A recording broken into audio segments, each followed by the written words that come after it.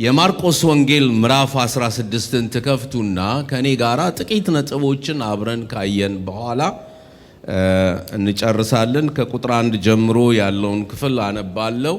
የማርቆስ ወንጌል ምዕራፍ 16 ከቁጥር 1 ጀምሮ እስከ 8 ድረስ ያለውን አነባለሁ። ሰንበትም ካለፈ በኋላ መግደላዊት ማርያም፣ የያዕቆብም እናት ማርያም፣ ሰሎሜ መጥተው ሊቀቡት ሽቱ ገዙ። ከሳምንቱም በፊተኛው ቀን እጅግ በማለዳ ፀሐይ ከወጣ በኋላ ወደ መቃብር መጡ። እርስ በርሳቸውም ድንጋዩን ከመቃብር ደጃፍ ማን ያንከባልልናል ይባባሉ ነበረ። ድንጋዩ እጅግ ትልቅ ነበረና። አሻቅበውም አይተው ድንጋዩ ተንከባሎ እንደነበረ ተመለከቱ። ወደ መቃብሩም ገብተው ነጭ ልብስ የተጎናጸፈ ጎልማሳ በቀኝ በኩል ተቀምጦ አዩና ደነገጡ። እርሱ ግን አትደንግጡ፣ የተሰቀለውን የናዝሬቱን ኢየሱስን ትፈልጋላችሁ? ተነስቷል፣ በዚህ የለም። እነሆ እርሱን ያኖሩበት ስፍራ። ነገር ግን ሄዳችሁ ለደቀ መዛሙርቱ ለጴጥሮስም ወደ ገሊላ ይቀድማችኋል፣ እንደነገራችሁ በዚያ ታዩታላችሁ ብላችሁ ንገሯቸው አላቸው። መንቀጥቀጥና መደንገጥ ይዟቸው ነበርና ወጥተው ከመቃብሩ ሸሹ። ይፈሩ ነበርና ለማንም አንዳች አልነገሩም። የምናገርበት ርዕስ ድንጋዩን ከመቃብር ደጃፍ ማን ያንከባልልናል? ድንጋዩን ከመቃብር ደጃፍ ማን ያንከባልልናል? አጭር ጸሎት እናድርግ። ቅዱስ አባት እግዚአብሔር እናመሰግንሃለን። በዚህ ስፍራ ደግሞ ትንሣኤን እንድናከብር ስለወደድክ ስለፈቀድክ እናመሰግንሃለን። የዘላለም የሕይወት ቃልህን በመንፈስ ቅዱስ አማካይነት ባርክልን። ከእኛ ጋር አሁን በኢየሱስ ክርስቶስ በጌታችን ስም አሜን። የክርስቶስ ኢየሱስ ትንሣኤ በዓለም ታሪክ ውስጥ ፈጽሞ ከእርሱ ጋር የማይመሳሰል ያልሆነ እጅግ በጣም ድንቅ የሆነ ነገር ነው። የክርስትናችን ዋናው መሰረት የኢየሱስ ክርስቶስ ሞትና ትንሣኤ ነው። ኢየሱስ ክርስቶስ ባይነሳ ኖሮ ዛሬ መሰብሰብ አንችልም ነበር። ኢየሱስ ባይነሳ ኖሮ እንደዚህ አይነት ልዩ የሆነ የአምልኮና የዝማሬ ጊዜ አናደርግም ነበር። ክርስትና የሚባለው ሃይማኖት በራሱ አይኖርም ነበረ። ክርስትናን ክርስትና የሚያደርገው የኢየሱስ ሞትና ትንሣኤ ነው። ኢየሱስ ተነስቷል። መቃብሩ ባዶ ነው። በዓለም ላይ ያሉ በጣም ብዙ መሪዎች ተነስተዋል። መሐመድ ተነስቷል። የመሐመድ መቃብር አሁንም አለ። የኮንፊሸስ መቃብር አሁንም አለ። የሂንዱይዝም የቡዲዝም ሃይማኖት መስራች የሆኑ ሰዎች መቃብራቸው አለ። የኢየሱስ መቃብር ግን ባዶ ነው። 2 ጊዜ እስራኤል የመሄድ ዕድል አግኝቻለሁ። በሄድኩበት ስፍራ ጊዜ አየሁት። በጣም አስደናቂ ነገር ቢኖር ከፈኑ የሚከፈንበት እስራኤል ሄዳችሁ ነቢኒ ታስታውሳላችሁ። ከፈን ያደረጉበት ቦታ ብቻ ነው እንጂ ያለው መቃብሩ ባዶ ነው። የኔና የናንተ ጌታ ኢየሱስ ሞትን ድል አድርጎ ተነስቷል። አንዳንድ ሰዎች ኢየሱስ አልተነሳም ብለው ሲናገሩ ይሰማል። አንድ ኤቲስት የሆነ ሰው እግዚአብሔር የለም የሚል ሰው አንድ እንግሊዛዊ ሰባኪን በመንገድ ላይ ያገኘውና አንተ የምታመልከው ኢየሱስ እንደሞተ ነው የምናውቀው እንጂ እንደተነሳ አናቅም፣ በምን ታውቃለህ ብሎ ሲጠይቀው ዛሬ ጠዋት ለ30 ደቂቃ ያህል አነጋግሬዋለሁ ብሎ መለሰለት። ዛሬ ስንቶቻችሁ አነጋግራችሁታል? ለምንድነው ያነጋገራችሁት? ስለተነሳ ነው። ሞትን ድል አድርጎ ስለተነሳ ነው። ክብር ለእግዚአብሔር አብ፣ ክብር ለእግዚአብሔር ወልድ፣ ክብር ለመንፈስ ቅዱስ ለአንድ አምላክ ለእርሱ ብቻ ይሆን። የሞተ አምላክ አናመልክም፣ የትንሣኤ አምላክን ግን እናመልካለን። እግዚአብሔር አምላክ ስሙ የተባረከ ይሁን። በዚህ ስፍራ ላይ የምንመለከታቸው 3 ሴቶች ወደ መቃብሩ ስፍራ እንደሄዱ ነው የምናየው። እነዚህ 3 ሴቶች መግደላዊት ማርያም፣ የያዕቆብ እናት ማርያም እና ሰሎሜ ይባላሉ። ጌታ ኢየሱስ በምድር ላይ በነበረበት ጊዜ ከእርሱ ጋር አብረው ያገለግሉ የነበሩ ሴቶች ናቸው። በጣም ድንቅ ሴቶች ናቸው። ጌታ ኢየሱስን የሚወዱ ሴቶች ናቸው። በአይሁድ ልማድ መሰረት በሶስተኛው ቀን ወደ መቃብሩ ስፍራ ሄደው ሽቶ ይቀባሉ። በአበሻ ባህል እንደምታውቁት ሳልስት የሚባል ነገር አለ። በሶስተኛው ቀን ሰውየውን ለማስታወስ ለቅሶ ይደረጋል። እንደገናም የተለያዩ ስርዓቶች ይፈጸማሉ። በአይሁድ ልማድ መሰረት በሶስተኛው ቀን የሞተው ሰውን አስከሬኑ ከመሽተቱ በፊት ሽቶ የመቀባት ባህል አላቸው። እነዚህም ሶስት ሴቶች የኢየሱስ ክርስቶስን አስከሬን ለመቀባት ሽቶ ለመቀባት ነው ወደ መቃብሩ ስፍራ የሄዱት። በጣም የሚወዱት ሴቶች ናቸው። ያገለገላቸው ሴቶች ናቸው። ያገለገሉት ሴቶች ናቸው። እኔ እዚህ ጋር በጣም የሚገርመኝ ነገር ወንዱ ሁሉ የት ሄዶ ነበረ? ያ ሰይፍ የመዘዘው ጴጥሮስ የት አለ? እነ ዮሐንስ የት አሉ? ሌሎቹ ደቀ መዛሙርት የት አሉ? ሁሉም ቤታቸው ፈርተው ተቀምጠው ነበረ። በሌላ ወንጌል ላይ ስንመለከት ኢየሱስ ክርስቶስ መድኃኒታችን በሚገርምና በሚደንቅ ሁኔታ በሩን ሳያንኳኳ ደቀ መዛሙርት ተቀምጠው ወደ ነበሩበት ቤት የሄደው ፈርተው ደንግጠው አልጋቸው ውስጥ እንዳይደበቁ ፈርቶ በተዘጋ በር ውስጥ ገባና ሰላም ለእናንተ ይሁን አላቸው።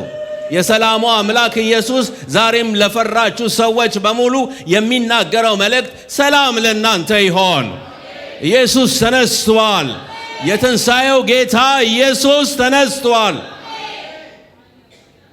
ቢያንኳኳ ኖሮ የካህናት አለቆች፣ ሌሎች አይሁዶች፣ የሮማውያን ወታደሮች መጥተው ሊያስሯቸው ሊገድሏቸው የሚያስቡ እንደሚሆኑ ያውቃል ኢየሱስ። ስለዚህ ሳይደነግጡና ሳይፈሩ ነገር ግን በመካከላቸው መገኘት ስለነበረበት በመካከላቸው ተገኘና ሰላም ለእናንተ ይሆን አላቸው። እነዚህ ሶስቱ ሴቶች ግን በጣም የሚገርሙ ሴቶች ናቸው። ባህላቸውን ጠብቀዋል። ለክርስቶስ ያላቸውን ፍቅር ጠብቀዋል። ስለዚህ ወደ መቃብሩ ስፍራ የኢየሱስ ክርስቶስ የመድኃኒታችንን አስከሬን በድኑን ለመቀባት ነው በማለዳ ተነስተው ወደ መቃብሩ ስፍራ የሄዱት። የሚገርማችሁ ነገር እነዚህ ሶስት ሴቶች ወደ መቃብሩ ስፍራ ሲሄዱ ዝም ብለው አልሄዱም፣ ዋጋ ከፍለዋል። የሚገርሙ ሶስት ዋጋዎች ከፍለዋል። እነዚህ የከፈሏቸው ዋጋዎች ምንድን ናቸው? መጽሐፍ ቅዱሳችሁን በደንብ አድርጋችሁ እንድትመለከቱ ፈልጋለሁ። መጀመሪያ የከፈሉት ነገር ጊዜያቸውን ነው። ሁለተኛ የከፈሉት ነገር ገንዘባቸውን ነው። ሶስተኛ የከፈሉት ነገር ሕይወታቸውን ነው። እየሰማችሁ ነው? ሳያችሁ የምትሰሙ ትመስላላችሁ። ስንት ዋጋ ከፍለዋል አልኩኝ? ሶስት ዋጋ ከፍለዋል። አንደኛ ምናቸውን? ጊዜያቸውን። አይ በጣም ጥሩ ነው የምትሰሙት። ሁለተኛ ምናቸውን? ገንዘባቸውን። ሶስተኛ ምናቸውን? ሕይወታቸውን። እነዚህን ሶስት ዋጋዎች ከፍለው ነው ወደ መቃብሩ ስፍራ ሄዱት። ምንድነው ጊዜያቸውን እንድንል ያደረገን ነገር ምንድነው? መጽሐፍ ቅዱሳችንን በደንብ አድርገን የምናነብ ከሆነ ከሳምንቱ በፊተኛው ቀን ይላል። የሳምንቱ የመጨረሻው ቀን በአይሁድ ልማድና በብሉይ ኪዳን ሕግ መሰረት ቅዳሜ ነው። ከሳምንቱ ፊተኛው ቀን ደግሞ እሁድ ነው። በዚህ በማለዳ በእሁድ ጠዋት ተነስተዋል። ጊዜያቸውን ሰጥተዋል ብለን እንድንናገር የሚያደርገን ነገር በማለዳ መነሳታቸው ነው። በጠዋት መነሳታቸው ነው። ለመጨረሻ ጊዜ የሚወዱትን ጌታ ከእርሱ ጋር ያላቸውን ግንኙነት ለመቋጨት ለመዝጋት የመጨረሻውን እርምጃ ለማድረግ የወሰዱት የመጀመሪያው ነገር ጊዜያቸውን ዋጋ መክፈላቸው ነው። በማለዳ ነው የተነሱት። አንዳንዶቹ እኮ የቤት ባለቤቶች ናቸው። ልጆችን ባለቤትን መመገብ አለባቸው። የሚያስፈልገውን ነገር ማድረግ አለባቸው። ከባል ከልጅ እንደገናም ከቤተሰብ ይልቅ የሚበልጠው ኢየሱስ እንደሆነ አውቀው ጊዜያቸውን የሰጡት ለኢየሱስ ነው። በማለዳ ነው የተነሱት። ልብ በሉ፣ በማለዳ ተነስተው ነው ወደ መቃብሩ ስፍራ ሄዱት። ጊዜያቸውን ሰጥተዋል። ወደ ራሴ ሳመጣው፣ ወደ እናንተ ሳመጣው የብዙዎቻችን ችግር በዚህ ዘመን ጊዜያችንን ለጌታ መስጠት ነው። ጊዜን ለጌታ መስጠት ማለት የግድ የሙሉ ጊዜ አገልጋይ መሆን ማለት አይደለም። ወንጌላዊ መሆን ማለት አይደለም። ፓስተር መሆን ማለት አይደለም። ሁላችንም ለጌታ ፍቅር አለን ካልን ልንሰጠው የሚገባው የመጀመሪያ ነገር ጊዜያችንን ነው። ምን ያህል ነው ጊዜያችንን የምንሰጠው? ብዙዎቻችን ቢያንስ እሁድ እንኳን በማለዳ መምጣት ያስቸግረናል። አውቃለሁ ቤት ውስጥ ብዙ ችግሮች እንዳሉብን፣ አውቃለሁ ብዙ ማኔጅ ማድረግ የሚያስፈልገን ነገር እንዳለ። ነገር ግን የምንመጣው አብዛኛዎቻችን ቢያንስ እሁድ እኮ ነው ምለው፣ ሌላውን ቀን እንኳን ምን እንደምናደርግ አላቅም፣ ተገፍተን ነው የምንመጣው፣ ወይንም ደግሞ በይሉኝታ ነው የምንመጣው። ፓስተር ምን ይለናል? አገልጋዮች ምን ይሉናል? ሽማግሌዎች ምን ይሉናል? የአምልኮ ቡድን መሪዎቻችን ምን ይሉናል ብለን ተገፍተን ነው የምንመጣው። በፍቅር ግን አንመጣም። ፍቅር ግን የግድ እንድንመጣ ያደርገናል። ፍቅር ኢየሱስ ነው። የዚህ ለጌታ ያለን ፍቅር ጽኑና እውነተኛ ከሆነ በማለዳ ተነስቶ መምጣት አያስቸግረንም። እነዚህ ሴቶች ግን ድንቅ ሴቶች ናቸው። በማለዳ ተነስተው ቁርስ አላሉም፣ የቤት ዝግጅት አላሉም፣ የባሌ ጉዳይ አላሉም፣ የልጆቼ ጉዳይ አላሉም። እነርሱ ለጌታ ቅድሚያ ከሰጡ የባላቸውንና የልጆቻቸውን የቤታቸውን ኃላፊነት የሚወስደው ጌታ እንደሆነ ያውቃሉ። ስለዚህ በማለዳ ተነስተው የመጨረሻ ፍቅራቸውን ለጌታ ለመስጠት ወደ መቃብሩ ስፍራ ተንቀሳቀሱ። ሁለተኛ ገንዘባቸውን ነው የሰጡት። ምክንያቱም ገንዘባቸውን ሰጡ እንድንል የሚያደርገን ነገር መጽሐፍ ቅዱሳችንን ስንመለከት ሽቶ ገዙ ይላል። ሽቶ በገንዘብ ነው የሚገዛው እንጂ በነፃ የሚገኝ ነገር አይደለም። ሽቶ የገዙት እንዴት እንደሆነ አላቅም። ከሶስቱ አንዷ ሊሆን ይችላል ያወጣችሁ፣ ግን አይመስለኝም። እንደምታውቁት የኛና የአይሁድ ባህል ይመሳሰላል። ምናልባት ኮስት ሼሪንግ ሳያደርጉ የቀሩ አይመስለኝም። ሶስቱም ገንዘብ አዋጡ። ከዛ በኋላ ገበያ ሄዱ። እንደገናም ደግሞ ሽቶ ገዙ። የመጨረሻውን የበዓል ጉዳያቸውን ለመፈጸም ብለው በገዙት ሽቶ በድኑን ለመቀባት ወዴት ሄዱ? ወደ መቃብሩ ስፍራ ሄዱ። ወደ መቃብሩ ስፍራ ተንቀሳቀሱ። ሰው ያለውን ነገር ለመስጠት በጣም ነው የሚከብደው። አንዳንድ ሰው ጥሩ ነው ጊዜውን መስጠት ይችላል። አንዳንድ ሰው ደግሞ ገንዘቡን ጥሩ አድርጎ መስጠት ይችላል። ሁለቱም ግን በጣም አስፈላጊ ናቸው ለእግዚአብሔር አገልግሎት። ካለ ጊዜ የእግዚአብሔር ሥራ አይሰራም፣ ካለ ገንዘብም የእግዚአብሔር ሥራ አይሰራም። ሁለቱም አስፈላጊ ነገሮች ናቸው። ይህንን ገንዘብ ከየት እንዳመጡት አላቅም። ከባሎቻቸው ጋር ተማክረው ሊሆን ይችላል፣ ሳይማከሩም ሊሆን ይችላል። ነገር ግን ፍቅራቸውን ሊገልጹ የሚችሉበት ብቸኛ መንገድ ይህንን ገንዘብ ሳክሪፊሻል ኮስት አድርገው ሽቶውን ገዝተው ነው ወደ መቃብሩ ስፍራ የተንቀሳቀሱት። ብሉይ ኪዳን ላይ ስንመለከት እግዚአብሔር አምላክ ኃጢአት ከሰራ በኋላ ዳዊትን በምህረት ሲጎበኘው ኦርና በሚባል ሰው አካባቢ አውድማውን በነፃ እንካ ተጠቀምበት ብሎ ሲሰጠው በፍጹም በነፃ አልጠቀምም፣ ጌታዬ ምህረት ካደረገልኝ አውድማውን የምገዛው ካንተ በገንዘቤ ነው ብሎ ገንዘብ ገዝቶ ነው መስዋዕቱን ለእግዚአብሔር ያቀረበው። ውድ ወንድሞቼና እህቶቼ፣ ብዙዎቻችን እግዚአብሔር አምላክ በገንዘብ ባርኮናል፣ በቤት ባርኮናል፣ በመኪና ባርኮናል፣ በልጆች ባርኮናል። እግዚአብሔር ያልባረከን ሰዎች አይደለንም። እዚህ ጉባኤ መካከል ያለነው ሰዎች የተባረከን ሰዎች ነን። ቀኝ እጃችሁን ከፍ አድርጉና የተባረኩ ሰው ነኝ በሉ። የተባረክ ሰው ነኝ፣ የተባረክሽ ሰው ነች። ለእግዚአብሔር የሚሆነውን ነገር ግን የምንሰጠው ብዙዎቻችን በስስት ነው። ለመክፈል መባ እንኳን ለመስጠት በምናስብበት ጊዜ ትንሿን ገንዘብ፣ በጣም ትንሿን ገንዘብ፣ ትርፍራፍ የሆነችውን ሳንቲም የሆነችውን ነገር ነው ለጌታ መስጠት የምንፈልገው። እውነተኛ ለጌታ ፍቅር ያለን ሰዎች ከሆንን ጊዜያችንን ለመስጠት አንቆጥብም፣ ገንዘባችንን ለመስጠት አንቆጥብም። ከነዚህ ሴቶች የምንማረው ነገር ይሄንን ነው። ጊዜያቸውን ሰጡ፣ በማለዳ ተነሱ፣ ገንዘባቸውን ሰጡ፣ ሽቱ ገዙ፣ እዚህ ስፍራ ላይ እንደምንመለከተው። ከዛ በኋላ ወደ መቃብሩ ስፍራ ተንቀሳቀሱ። ወደ መቃብሩ ስፍራ ሲሄዱ በደንብ አድርጋችሁ እንድትሰሙኝ እፈልጋለሁ። ሕይወታቸውን ሰጡ ብለን እንድንናገር የሚያደርገን ነገር ወደ መቃብሩ ስፍራ ሲሄዱ በዚያ በመቃብሩ ስፍራ ላይ የካህናት አለቆች ወታደሮች የሮማ ወታደሮችን ገዝተው አንድ ነገር ብለዋቸዋል። ይህንን መቃብር በደንብ አድርጋችሁ ጠብቁት።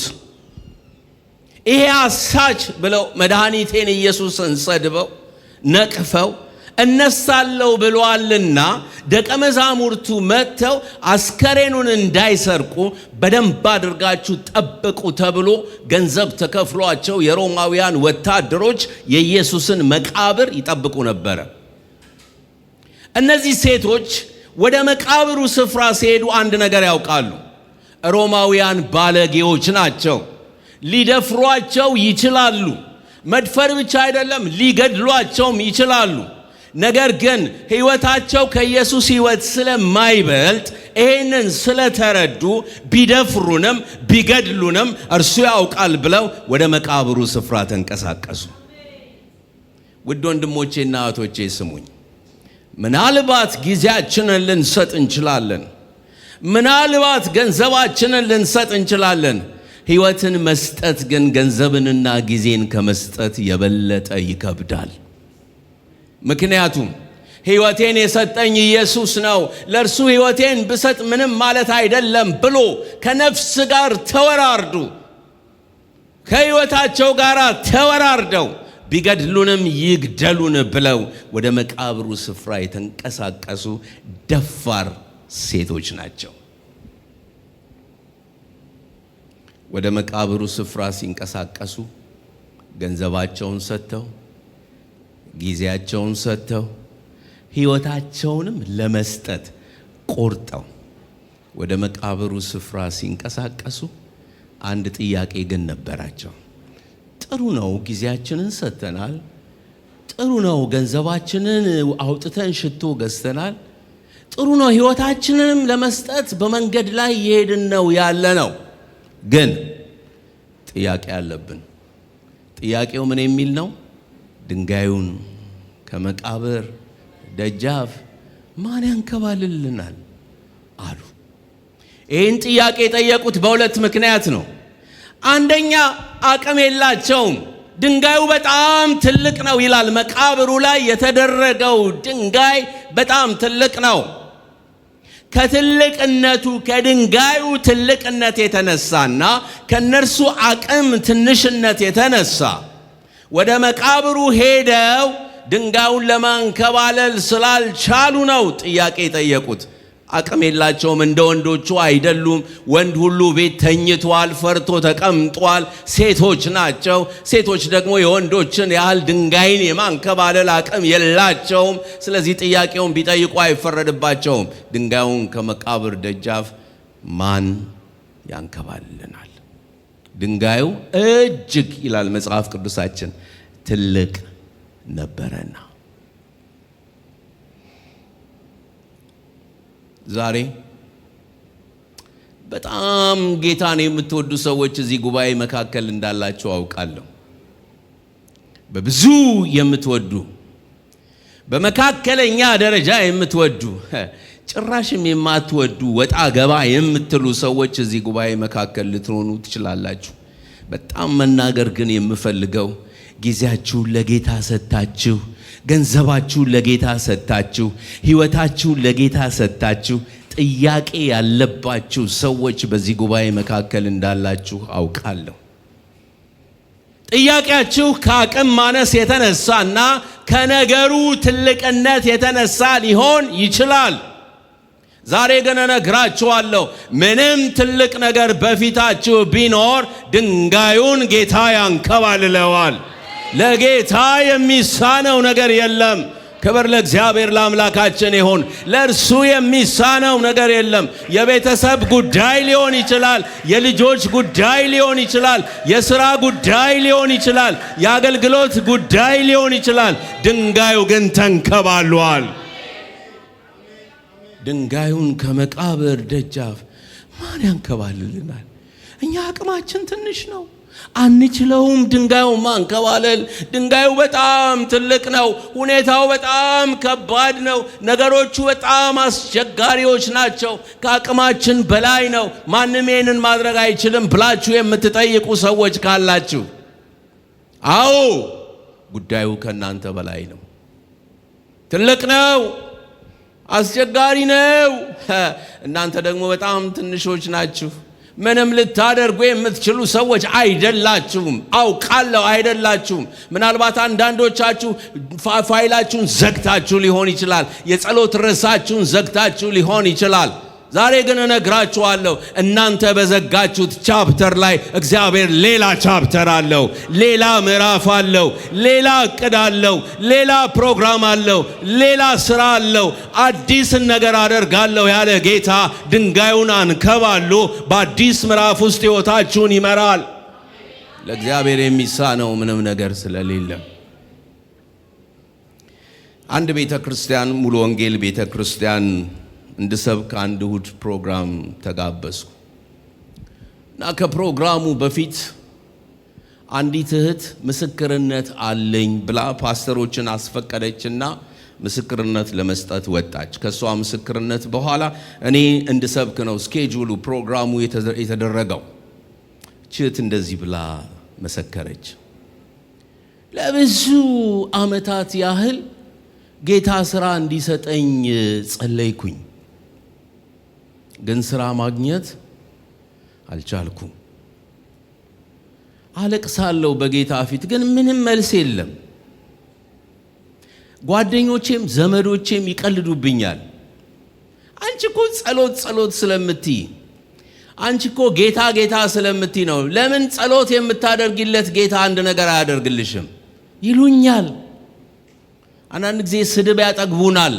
አንዳንድ ሰዎች ስለ ጌታ ጉዳይ የማይሰጣቸው ሰዎች ብዙ ነገር በእኛ ላይ ያደርጋሉ።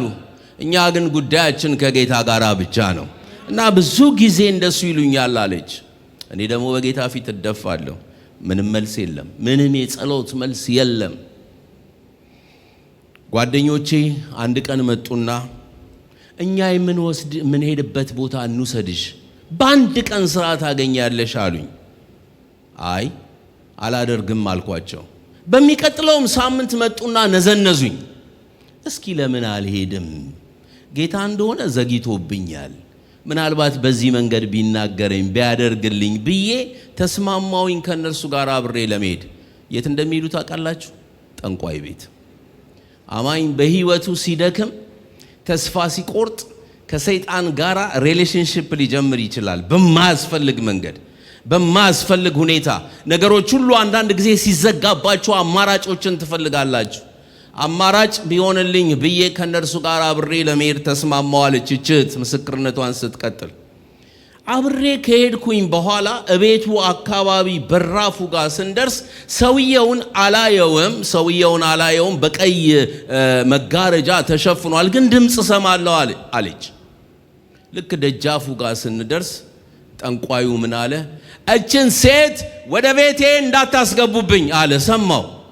ጓደኞቼ እረ ጌታችን፣ እረ አባታችን፣ እርሷ እኮ አምላኳን ትታለች፣ እረ ትግባ እያሉ ሲጠይቁ እሷ አምላኳን በትተውም አምላኳ ግን አልተዋትም አለ ጠንቋዩ። የሚገርም ነገር ነው። ለካ ሰይጣንንም እግዚአብሔር ማዘዝ ይችላል። ጠንቋይን ማዘዝ ይችላል። የገባኝ ነገር ምንድነው? እቺ ልጅ ስትናገር ምንም እንኳን ጌታዬን ትቼ ብሄድም ተስፋ ብቆርጥም የራሴን እርምጃ ብተውም ጌታ ግን አልተወኝም አለች። የጌታ እጅ ጠንካራ እጅ ነው። የብረት እጅ ነው። የማይተው እጅ ነው። ቀጠለች እህት። ወዲያውኑ ሰውየው ይሄን ሲናገር ጀርባዬን ሰጥቼ ወደ ቤቴ ሄጄ ስቅስቅ ብዬ በጌታዬ ፊት አለቀስኩኝ። ለካ አልተውከኝም። እኔ ተውኩ፣ የራሴን እርምጃ ወሰድኩ። አንተ ግን አልተውከኝም። ጌታዬ አመሰግናለሁ። የፈለገው ነገር ባይሆን እንደፈለገ አይሁን፣ አንተን ግን አልተውህም። ያልተውከኝ ጌታ አመሰግናለሁ ብዬ አመስግኜ አልቅሼ በፊቱ ቀጠልኩኝ። አለችና ወር አልፈጀም። ከዛ በኋላ በጣም የሚገርማችሁ ነገር ጌታ ግሩም የሆነ ሥራ ሰጠኝ፣ ጌታን አመስግኑልኝ ብላ ነው ምስክርነቷን የሰጠችው። አንዳንድ ጊዜ ነገሮች ቢዘጉብን ያ የምንፈልገው ነገር ካልሆነ ብለን አጉል ጭቅጭቅና ንዝንዝ ውስጥ ከጌታ ጋር አንግባ። እግዚአብሔርን ለሚወዱት እንደ ሐሳቡም ለተጠሩት ነገር ሁሉ ለበጎ እንዲደረግ እናውቃለን ይላል የእግዚአብሔር ቃል። ዛሬ በዚህ በትንሣኤ ቀን እንደነዚህ 3 ሴቶች ይህንን ጥያቄ የምትጠይቁ ሰዎች ትኖሩ ይሆን? ድንጋዩን ከመቃብር ደጃፍ ማን ያንከባልልልናል የምትሉ የምስራች አለኝ። የናዝሬቱ ኢየሱስ ያንከባልለዋል፣ ያንከባልለዋል። ለእርሱ የሚሳነው ነገር የለም። ድንጋዩ በፊት ትልቅ ቢሆን፣ ድንጋዩ በፊትሽ ትልቅ ቢሆን አንድ እውነት እነግራችኋለሁ፣ ሴቶቹ ጥያቄውን ይጠይቁ እንጂ በእምነት ግን ወደ ድንጋዩ መንቀሳቀሳቸውን አላቆሙም። በጣም የሚገርመኝ ነገር ቢኖር ይሄ ነው። ጥያቄውን ጠይቀዋል። ድንጋዩን ከመቃብር ደጃፍ ማን ያንከባልልናል ይባባሉ ነበር። እርስ በርሳቸው ነው የተነጋገሩት።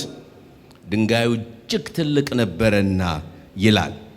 ከዛ በኋላ ወደ መቃብሩ ስፍራ ደረሱ።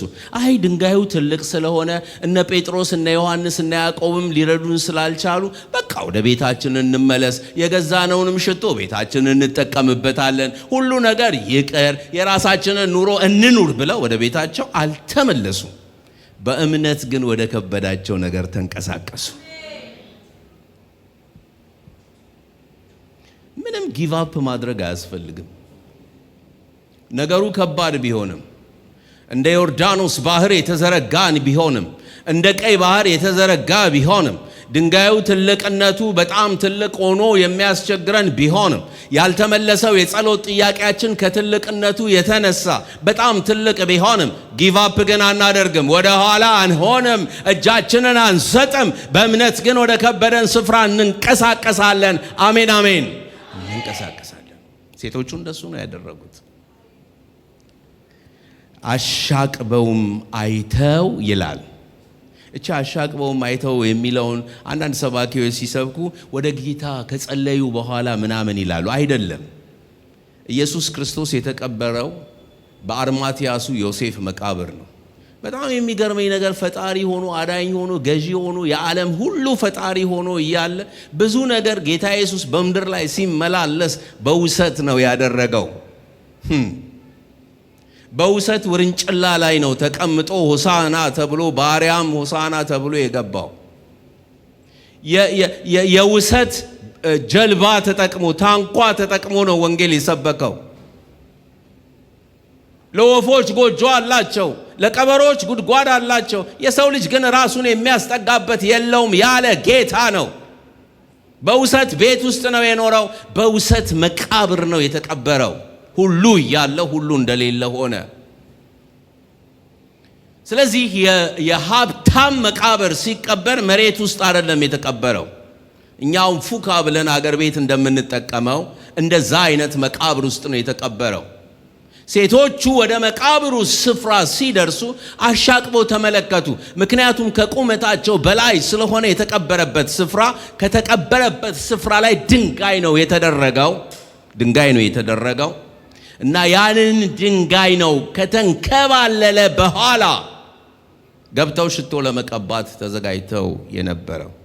አሻቅበው አይተው ይላል ድንጋዩ ተንከባሎ እንደነበረ ተመለከቱ ይላል። ሲያዩ እነሱ ሽቶ በድን ለመቀባት አስከሬን ለመቀባት ነው የሄዱት። መቃብሩ ግን ባዶ ነው። the empty tomb ባዶ ነው።